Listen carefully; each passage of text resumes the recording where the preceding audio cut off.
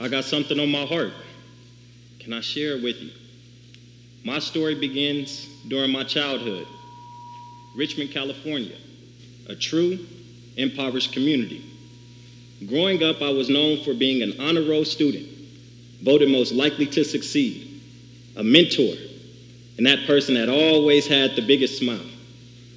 I was praised often for my positives, but what really made me who I am today are the negatives that I endured. I was exposed to a significant amount of trauma throughout my upbringing. Would you believe me if I told you that I've been shot at twice, witnessed police brutality, exposed to discrimination and stereotypes simply because of the color of my skin, and I've lost a handful of friends before they even became teenagers. And all of this had happened before I became 18. I can't remember a time where I got to process my emotions that I experienced, because the burden that's placed on men is that we can't show emotions. Crying is weak. Toughen up. Get through it. Mental health just isn't a thing for you. But I wish someone would have told me that what I experienced during this time was actually trauma, and it affects you whether you acknowledge it or not. What I needed was for someone to tell me that the reason why I began to overthink was because I was anxious for my safety when I left my home. But mental health was so stigmatized growing up, especially within the Black community. Even though everyone dealt with it, no one spoke up about it.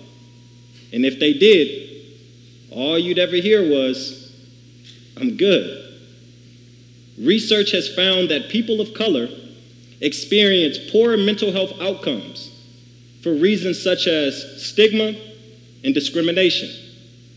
But I never realized how much mental health would affect me until I became older. Have you ever had that feeling where something just didn't seem right, but you couldn't figure out what it was? Let's fast forward to September 19th, 2019, the day my world turned upside down. I remember waking up as usual, but this morning was different, because this morning I woke up with a barrage of negative thoughts that went against my morals and my values. No matter what I tried, I couldn't get rid of the thoughts. And this same pattern continued for the next 2 weeks. But by then, I had realized that my world had become so much smaller. I began to isolate from friends and family. I stopped going outside. I started envying people who could actually experience happiness, because my life just wasn't fun anymore. And I've always been a thinker when needing to surpass any obstacle. But this time I couldn't think my way out of it. My mental freedom had changed into a mental prison. And I slowly watched the man that I created deteriorate. And there was nothing that I could do. Sleeping was all I looked forward to at a certain point, because I knew that my brain would shut off in that moment. And I remember earlier on reaching out to my mom and my brother constantly, sometimes to cry, sometimes to vent, but mostly to talk about the thoughts that I had, because I knew I couldn't deal with it on my own. One day I woke up, and the first thought on my mind was suicide. And it scared me so bad, because I knew that I didn't want to take my life. But I was also so confused, because I never imagined that I would have gotten to that point until I did. It was in that moment that I decided something had to change. And that change for me was going to therapy. Now, finding a therapist was not easy at all, because I felt a significant amount of shame for 2 reasons. First, because there's a saying in Black culture, what happens in the house stays in the house. So I felt as if I was betraying everything that was embedded into me, because I couldn't deal with my suffering on my own. Second, because I myself am a mental health therapist, And when I couldn't figure out my diagnosis or understand my symptoms that I experienced, it made me feel as if I was an imposter to my own field, one that I know and I love. But even with all this shame that I felt, I still went forward to find a therapist. And I'm so grateful for therapy because it helped give me the knowledge that I needed to identify what it was that I was experiencing. I was diagnosed with obsessive compulsive disorder, specifically pure O, meaning that everything that I experienced and struggled with all happened mentally. So you'd never be able to realize just by looking at me. And maybe that's why no one could truly see me. I was suffering in silence. I learned that these thoughts that I hated so much, they're actually pretty normal because we all have them. They're called intrusive thoughts. Mine just happen at a much higher severity, and they're harder for me to detach from. I learned that when I would constantly try to figure out what triggered my OCD, or I would scroll through old pictures that I had and ask myself, would I ever get that old version of me again?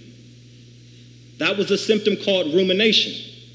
Surprisingly, when I reached out to my mom and brother constantly, that was another symptom called a compulsion. And it gives you that short moment of relief until that anxiety comes right back to hit you. But there was a pivotal moment within my therapy journey. My therapist came to me and said, LaVontae, you can join group therapy, where everyone is diagnosed with OCD and they've been able to reduce their symptoms. In that moment, I cried tears of joy because I finally realized that I was no longer this unicorn and someone could understand exactly what it was that I experienced. That opened the door for hope. But just being in group therapy didn't make going to therapy easy, because intentionally forcing yourself to do what's necessary when you're at your lowest is quite a challenge. And I had to take medication for the first time.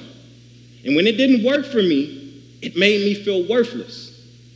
Not to mention that I also gained 50 pounds, which made me the largest I've ever been in my life. And that attacked my self-esteem. I hated myself.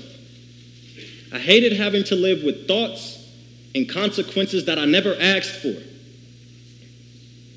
Can anyone out there relate to this?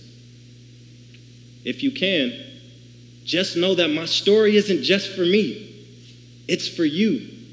To show that your superpower can illuminate even in moments of suffering. My resiliency has always been my gift. And my mental illness will not define me, nor will yours define you. So to anyone facing mental health challenges, just know you're enough, you're strong, and you're seen. And you will get through this, even if you don't know how. I've been there, and I've made it through, and so will you. I know now that mental health does not discriminate, so I'd like to leave you with this. Never judge a book by its cover, because you never know what page is being written. And no matter how you do it, just ask for help when you need it. Thank you.